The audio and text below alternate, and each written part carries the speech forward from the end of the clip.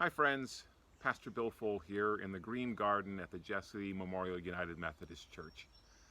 I am sitting here doing some devotions and some prayer time on June 19th, 2020, the day that was the scheduled commencement exercises for the Ridgefield High School class of 2020. Obviously, COVID has impacted the plans of many people in many places, and those commencement exercises are not going to happen as we had envisioned. But I want to take this moment to offer my congratulations and celebrations and maybe a little bit of encouragement or guidance to the class of 2020 and to other graduates both this year and in years past. Commencement is certainly a time when we recognize the changing of life. It's a turning of a chapter. But the word actually means beginning. To commence something is to start something. And so I'm hoping that the graduates don't simply recognize this as the ending of high school or college or some other kind of experience, but the beginning of something new. And it's always a danger, in my estimation, to think that when we have completed, perhaps we're finished.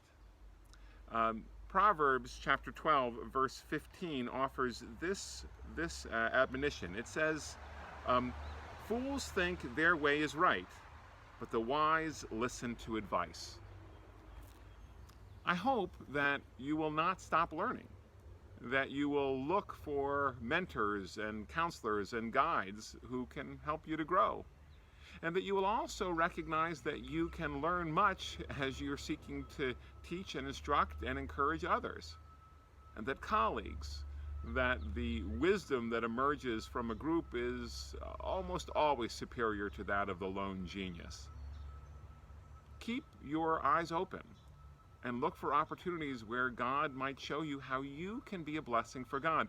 In my experience, those have been the highest and most celebrated moments when I have recognized that God has used me, used talents or gifts that maybe I didn't even recognize that I had, or given me some for a special occasion just because it was the right time and right place.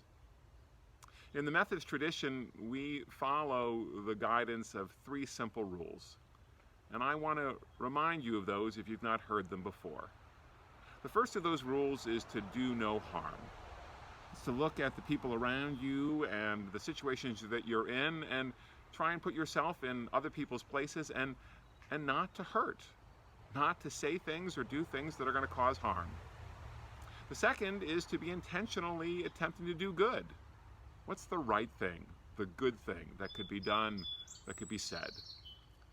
And the last is the foundation, I think, of both of the first two, which is to stay in love with God, to stay in connection to the wisdom and guidance that God gives, to trust that God has a message for you and through you, and doing devotions as I am today, attending small groups with other folks who can offer encouragement, worshiping, asking God every day, what is it that you would have me do today?